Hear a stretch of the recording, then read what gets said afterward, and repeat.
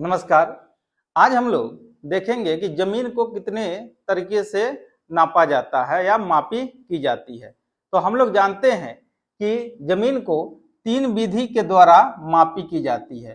पहला विधि को हम लोग कहते हैं देसी विधि, दूसरा को कहते हैं अंग्रेजी विधि और तीसरे को कहते हैं मीट्रिक विधि। अब हम जानते हैं कि जमीन मापने की देसी विधि क्या है। तो जमीन मापने की जो देसी विधि है, इसमें जमीन के खेत के मेड़ की लंबाई को हम लग्गी से नापते हैं, मेड़ की लंबाई को लग्गी से मापते हैं और रकबा को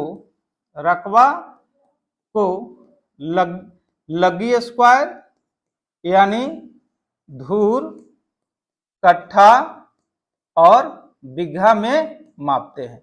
वैसे ही हम लोग जमीन के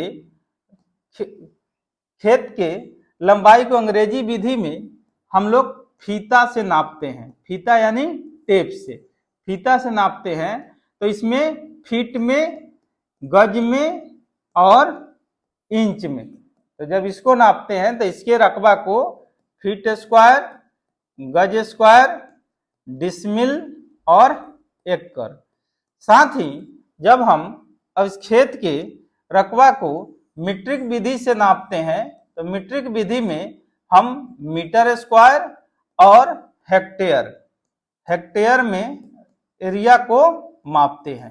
तो इस तरह से जमीन को अलग अलग विधि के द्वारा अलग अलग यूनिट सिस्टम में मेजरमेंट किया जाता है।